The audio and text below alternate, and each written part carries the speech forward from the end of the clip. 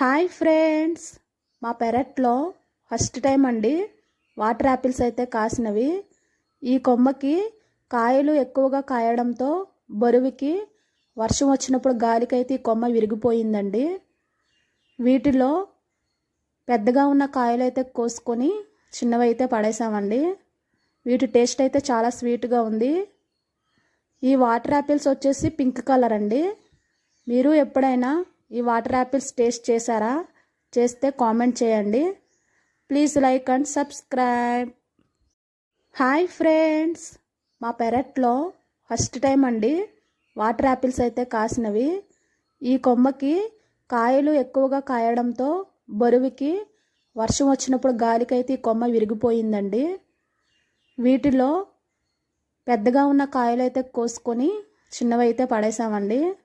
వీటి టేస్ట్ అయితే చాలా స్వీట్గా ఉంది.